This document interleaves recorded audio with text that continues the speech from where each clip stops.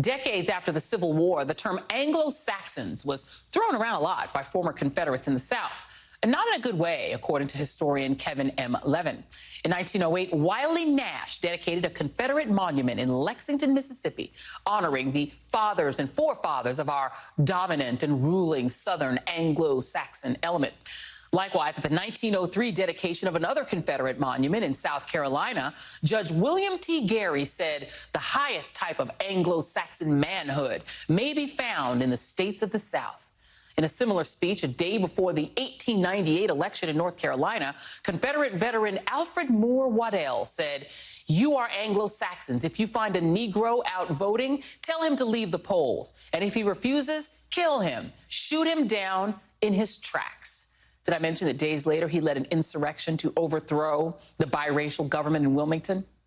Fast forward 1 century, and we now see a group of House Republicans like Marjorie Taylor Greene, Paul Gosar, and Matt Gaetz all pushing for an America First caucus in the House, which happens to embrace the need to defend Anglo-Saxon political traditions. Joining me now is Jason Johnson, professor of politics and journalism at Morgan State University, and Stuart Stevens, chief strategist for Mitt Romney's 2012 presidential campaign. And Stuart, your new book kind of touches on this stuff. I mean, they're bringing back the old timers, right? The sort of bad old days of talking about Anglo-Saxons needing to rise up against, you know, black voters and immigrants. It's pretty gross. Your thoughts?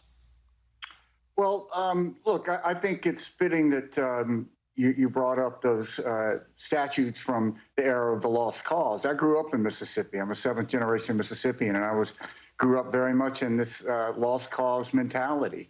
And the same sort of thing is happening now with the whole insurrection. There's sort of an attempt to rewrite history about what it was. And we should just be clear. It was an attempt to disenfranchise largely African-American votes because they didn't vote the way that the white 147 Republicans who voted to do that wanted to support.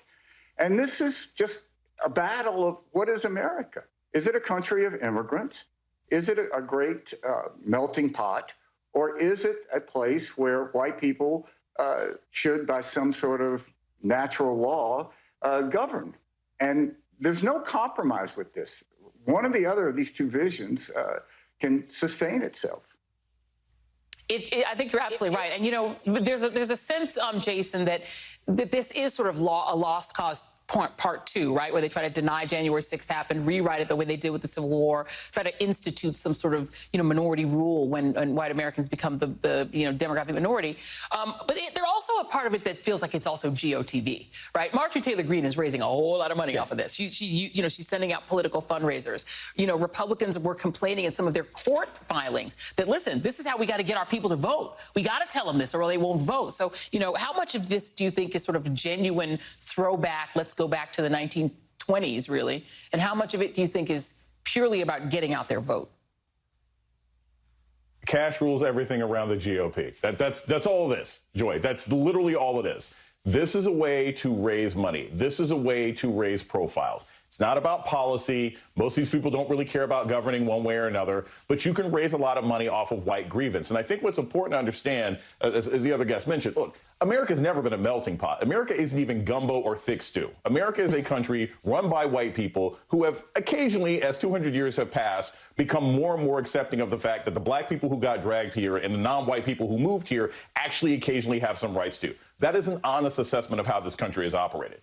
What we're seeing from people like Paul Gosar, Marjorie Taylor Greene, and Matt Gaetz, who's really just sort of flailing for his life at this particular point, is they are holding on to the last remnants of a white society that doesn't accept that other people live here. You can make money off of that, but what they've seen over the last 20 years is you cannot win an election that way. And that's what we have to realize, that a lot of the GOP at this point is about individually raising people's profile and raising money, not governing.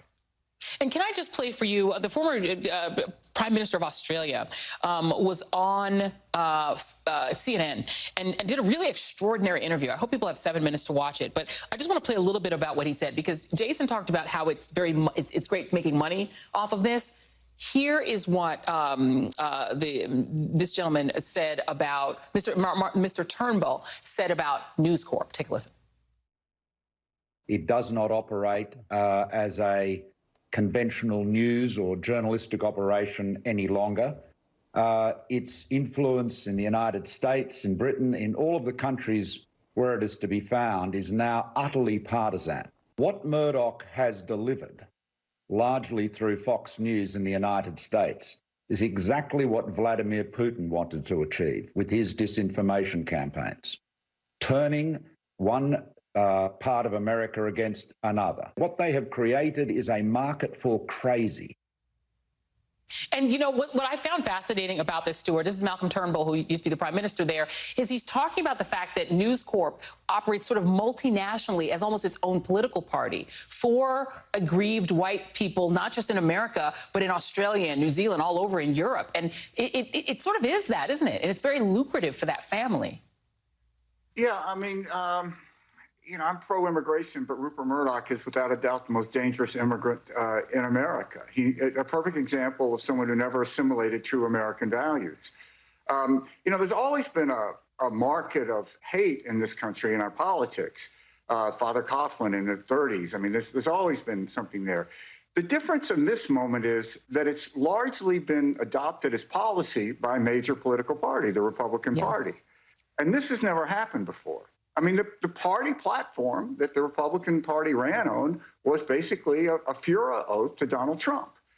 And this is really different. And we should not confuse this with other moments that we've been in. It is a radically different vision of America, pro-democracy or autocratic. And how this is going to end up, I think, is very much in doubt. And, you know, Jason, it is the evolution of the Republican Party basically into a white interests party. So I wonder what is the, you know, sort of response to that? Because the Democrats then are the party of everybody else.